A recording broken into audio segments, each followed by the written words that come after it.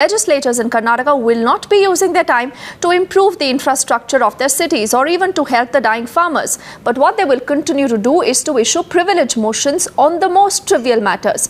From objecting to media articles to being upset about not being invited to a public event, these MLAs are taking offense on almost everything. And Pooja Prasanna with us live. Pooja, this is a shocker, isn't it? Because Karnataka is a state which already has seen a lot of VVIP racism. It's also seen a lot of these MLAs going on a junket when their state was affected by so much crisis, and now this. Absolutely. In fact, these legislators are clearly taking advantage of the immunity that they have under Article 194 of the Constitution, which is essentially there only to ensure that they discharge their duty without any problem. But how exactly are these offences, supposed offences, coming in the way of these legislators performing is something that people really want to know. You know, the offences range from the frivolous to bizarre to ridiculous, not being called to a public meeting, to not for an IAS officer moving his appointment that he had given to a legislator, to of course a social activist calling somebody tainted when there are cases that are being investigated against a said politician. You know, everything and anything now seems to come under breach of privilege motion for these Karnataka legislators.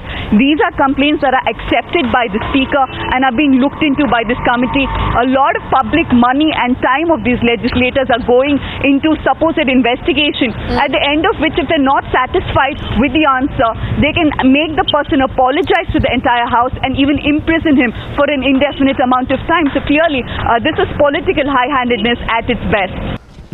I am myself and my son and my son-in-laws are involved in corruption like that. Okay. That's why, having been affected by this, we have already given 3 notices to him to appear before the committee. He has not turned at all. Last notice has been issued to him in the previous meeting. If he doesn't turn, the committee will take ex parte decision. Tainted persons like Ramesh Kumar should not be taken into any important committee, not even he must be made a minister like that. He had given. Having been affected by his statement, Ramesh Kumar has given a complaint against S.R. Ramat. And it came to committee. It has been referred by speaker to my committee. I started inquiry. I sent a notice to the Ramat. He replied to it. Then his reply was given to Ramesh Kumar. He has also replied for that. I had summoned S.R. Ramat. 2 notices I issued. He didn't respond to anything. 3rd notice I wanted to issue. Immediately a reply came. Excuse me, sir, I have not received the 2 previous notices. Today it is not possible to come to and appear before your committee. Next committee I will definitely come and appear before the committee what he has written in the letter. That view, because I have seen every single one of these notices.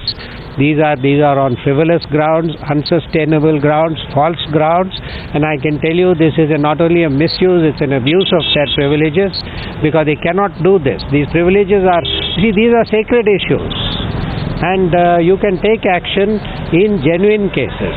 You cannot take action, you cannot misuse and abuse your privileges or your position by frivolously issuing notice. And invariably, I can tell you one thing, invariably 95% of these notices are directed against the media.